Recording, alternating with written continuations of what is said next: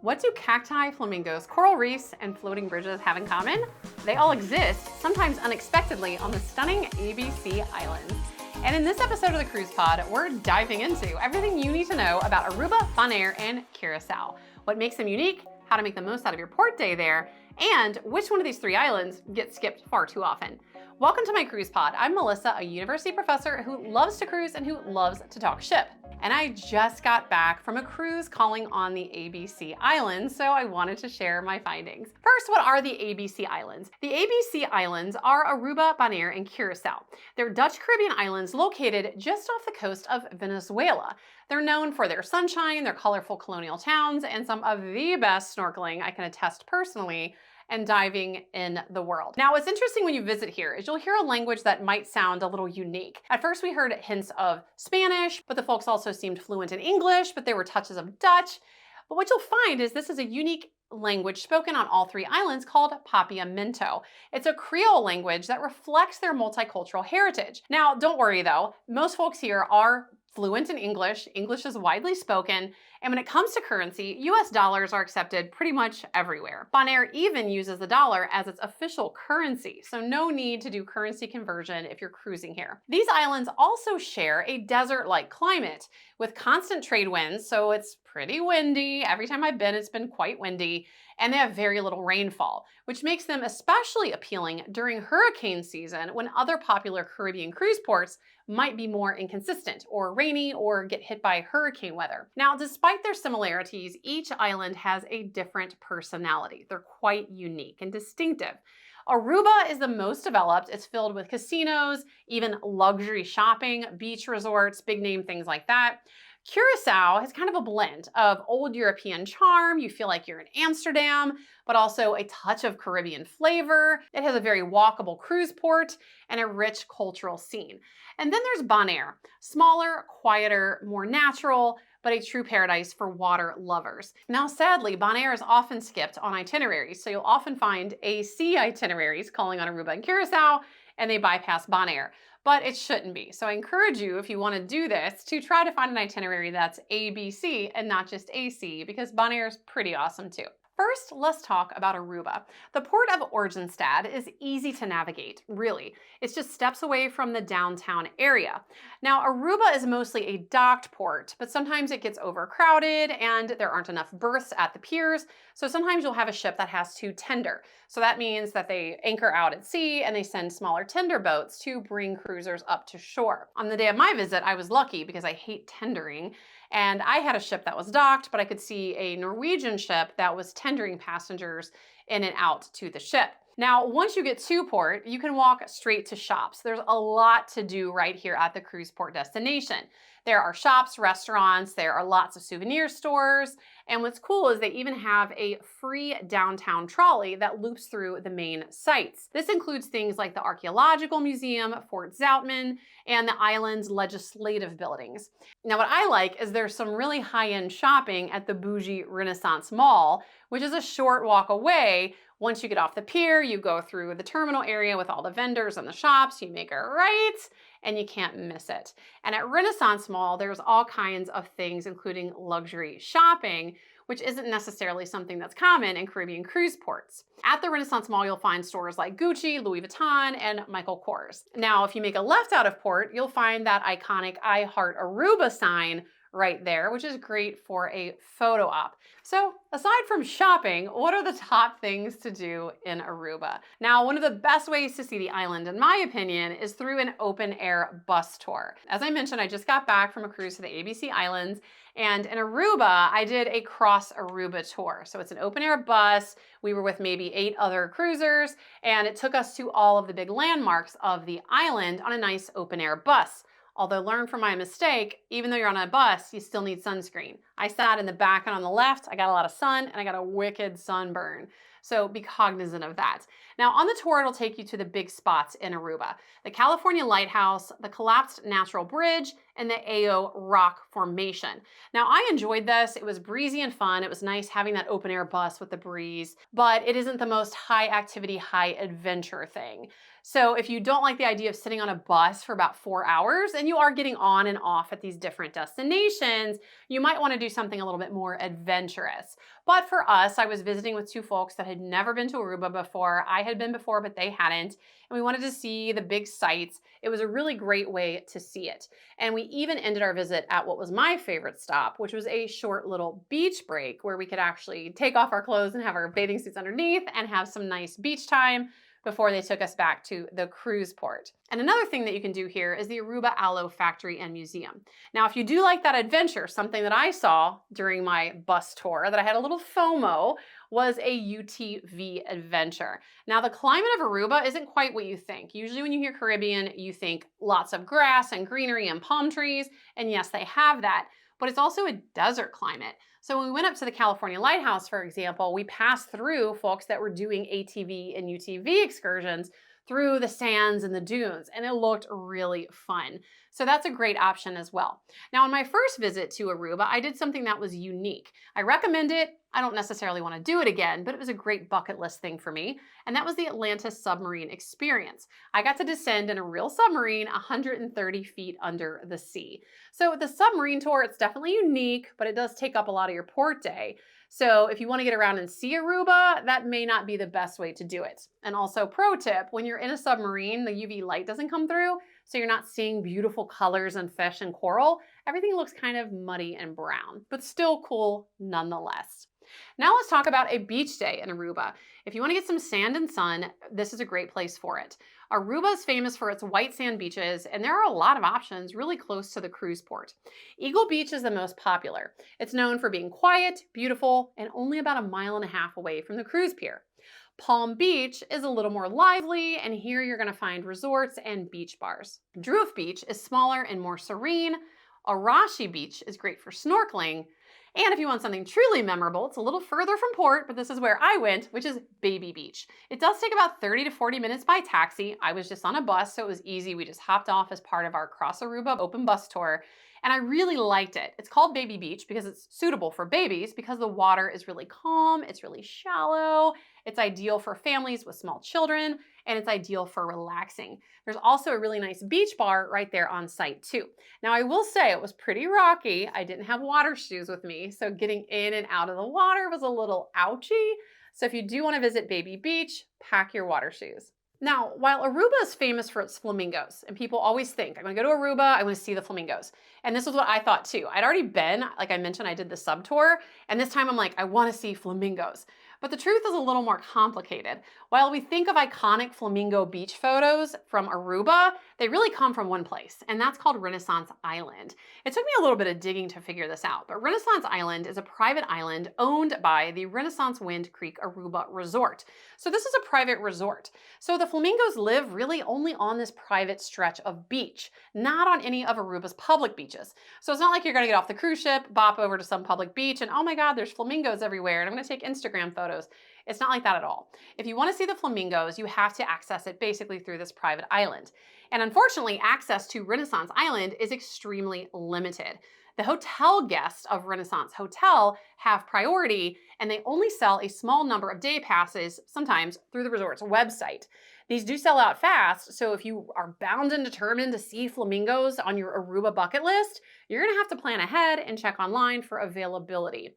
Now, know that this is a curated exclusive experience, and it's not something that cruisers are just gonna stumble upon during a casual port day. Now, I actually stumbled upon Renaissance Hotel because I was walking around and shopping and went to Renaissance Mall, and it was really cool because they actually have a little lagoon that goes into the mall, and guests of Renaissance Hotel or people that buy day passes actually hop in a boat in this water that's in this kind of indoor-outdoor mall, and they boat over to the island. So it looked really cool. I didn't have a chance to do it because I didn't plan ahead, but it's something that you could do if you are planning to come to Aruba and you want to see the flamingos. Now let's talk about Aruba's climate. As I mentioned, it's not what you might think. It is very desert-like, and that means there are cacti everywhere. I mean, absolutely everywhere. When it comes to greenery, the island is also home to the iconic Divi tree. So you've probably seen it before. It's a tree that leans with the wind and it always points southwest. So they're twisty and they kind of look like Caribbean bonsai trees. Now, again, you're not going to find the flamingos here, but you'll see lots of cacti, you'll see those Divi trees, and you'll get lots of great photo ops without the flamingos. Next, let's talk about Bonaire. Bonaire's cruise port is located in Kralendijk, the island's tiny, colorful capital. Now, Aruba and Curaçao, they're big, they're developed, they're very tourist friendly. Bonaire is a little bit more rustic and natural. Ships here dock directly in the town, which is great, no tendering, and the atmosphere feels really relaxed and uncrowded, especially to places like Curaçao. Now, right outside the terminal, you'll find a really small open air market. It's really cute. There's lots of local vendors selling handmade goods, and most of them, at least to my eye, seem to actually be handmade, not mass produced from China and brought in, and they pretend like they're handmade. So honest to good island crafts. Now, when it comes to things to do and places to eat, even though this is a smaller port, there's still a lot to do. When you exit the terminal, if you head left, you'll see Luciano's, which is a charming cafe.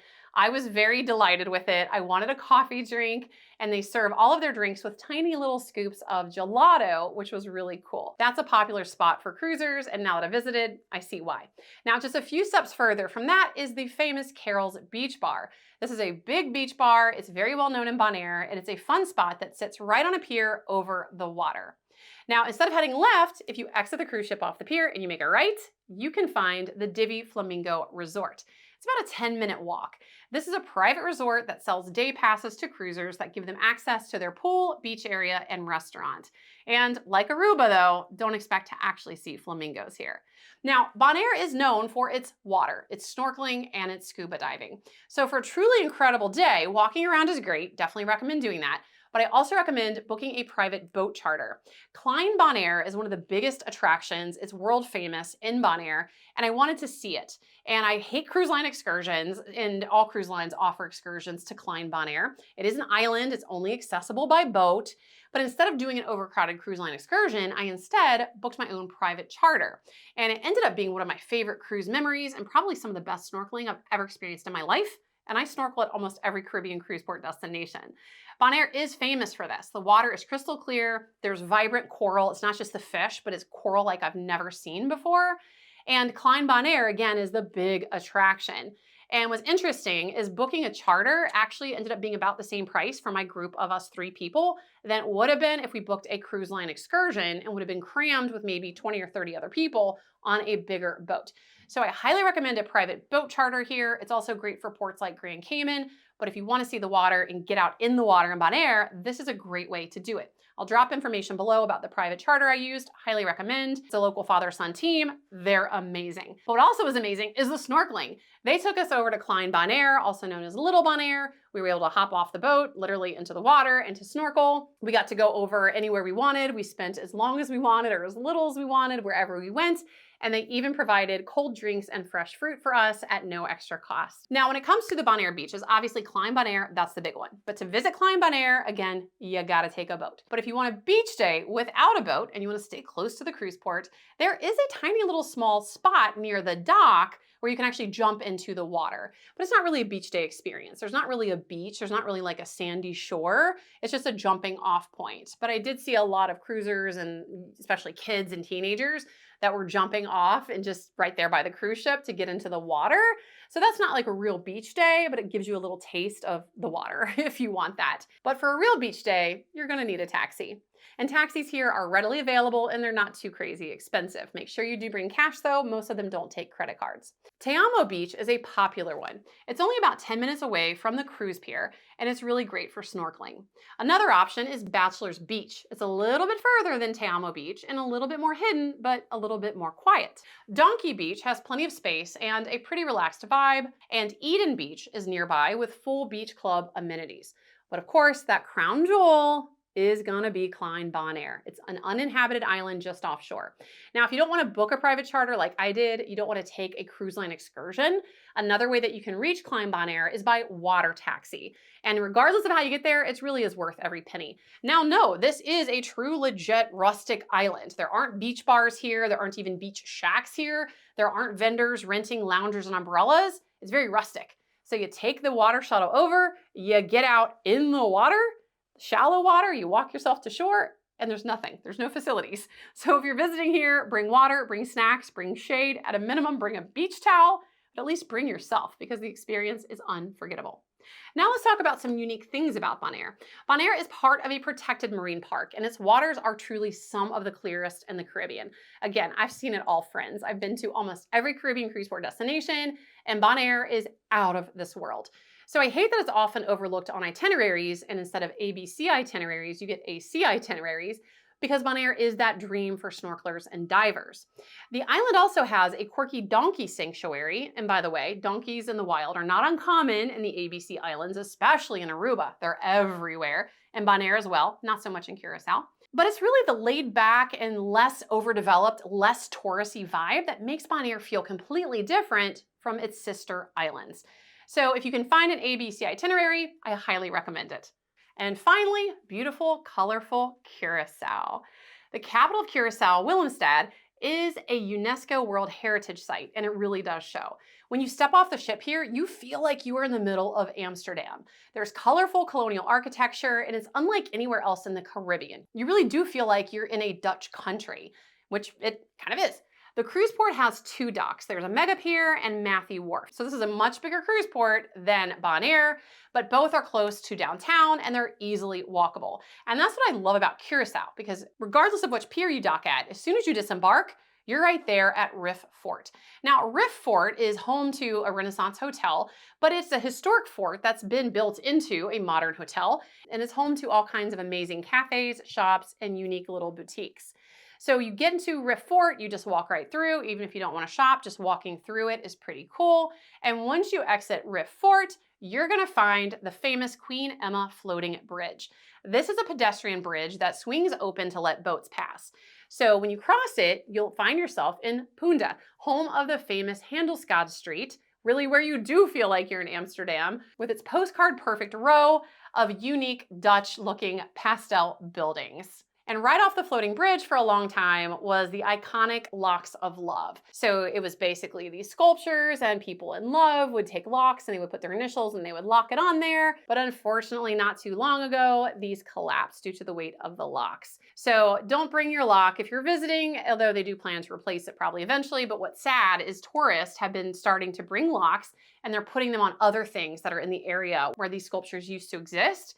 And they're putting them on historic cannons. Don't do that. That's bad tourist behavior. Leave the locks at home or wait until they rebuild something that's suitable for locks before you do that. But I know a lot of cruisers were sad that the Locks of Love fell apart. But love is everlasting. Now let's talk about some of the top things to do in Curaçao. Now, like I said, there's a lot to do right at the port. You've got Riff Mall, you got Outra Banda, you have the sign that says douche, which means sweet, good, or nice in Papiamento. You'll hear this a lot in Curaçao. And in Papiamento, douche means something very different than it says in America. So I don't encourage coming back to America calling people douchey. But in Curaçao, it's a term of endearment. So there's so much to do here that is walkable from the port. There's also the Cura Hollanda Museum, where it gives you a powerful look at the island's history. And if you want to get a little further from port, you can tour the Curaçao Distillery. The famous Curaçao, yes, is distilled in Curaçao. And it's a nice quick stop. And if you do a cruise ship excursion in Curaçao, the best of Curaçao, they're usually going to stop here. Now, my recommendation, as always, you know I don't like cruise ship excursions, is to skip the cruise ship excursions. If you book an excursion, which I actually did on my first visit to Curaçao years ago, they're gonna do an aloe farm, they're gonna do a Curaçao distillery, they're gonna drive around and show you the buildings. You can do that on your own, sometimes cheaper with a private driver. But even better, you can do it at your own pace. For example, Curaçao Distillery, I've been before, I didn't want to spend a lot of time there, and I wanted to get in and out pretty quickly. So having a private driver allowed me to do that. On my group of 3, we went in, we saw it, we're good in 10 minutes, and we left. And when we pulled up, there were actually like 3 huge buses of cruise excursion folks getting off at the same time, being herded like cattle, and they had to slowly go through the tour. It's a self-guided tour, it's a free stop, and then you get to do a free tasting. It's really worth the stop, but I don't want to be stuck with a bunch of people on an excursion for an hour. We were in and out in 10 minutes. That's really all that we needed. So if you want to book a private driver in Curaçao, I have a great one. Her name is Tasha. I'll drop her information below if you want to get pricing, check dates. She'll take you wherever you want to go for however long you want to go and show you all the hidden spots. And she's a born and raised local in Curaçao, and she'll tell you everything you need to know about the culture too. and she's extra douchey. And that's good douchey, not bad douchey. Now let's talk about the best beaches in Curaçao. One beach experience I recommend is something I recently did. It's not for everyone because it's pricey, but it's Boaza Luxury Resort. Now, beaches in Curaçao are a little bit different. This is not a cruise port. We're gonna roll off the ship and have beautiful beaches right there. You're gonna have to take a taxi to one of them. And the beaches aren't probably what you're used to at other popular Caribbean destinations with large expanses of sand and vendors renting umbrellas and loungers. It's just a little bit different the way the beaches are here. With Boaza, it's a boutique property, it's expensive, and it's located a few miles from the cruise terminal. I actually could see the cruise ships off in the distance, which was really cool. Now again, this is expensive, but I really found the service to be exceptional. If you go to Boaza, they sell day passes for cruisers. They have a couple of different options, and they do include a food credit. The food is very expensive, but with the credit that you get, that does cover basically a lunch meal. But this isn't your hamburger, hot dog, grill food. It is 5-star presentation. It is gourmet food. So this really is kind of a bougie, luxurious escape tucked into paradise. And for a large part of our visit there, we were the only people there. So I felt like we were in White Lotus, but without all of the murdering. It was really great. So Boaza really delivers, but again, it's expensive. I'll drop the link below, but don't come screaming at me that it's expensive. I'm telling you now, it's expensive, but I think it's worth it. Now, if you don't want to spend that kind of money, you can still do a beach day in Curaçao, but remember, beaches here, they're different. They tend to be smaller coves, many of them attached to resorts. But if you want to go that route, there are some options. Mambo Beach tends to be the most accessible, with shops and kind of a more lively party vibe. Blue Bay Beach is more relaxed, and it's a great spot for snorkeling. Kokomo Beach, that's free, and it's very chill, and it has a floating dock, but of course you're gonna have to rent a lounger and umbrella. So there are beach options in Curaçao if that's what you want to spend your day doing. Now, when it comes to unique things about Curaçao and what distinguishes it from Aruba and Bonaire, of the three, in my opinion, Curaçao feels the most European. From those Dutch buildings and the bilingual signage, it does feel like you're in Amsterdam, but in the tropics. And this is the only island, although they all speak Papiamento, this is where you're gonna hear douchey. They don't really say this as much in Aruba and Bonaire.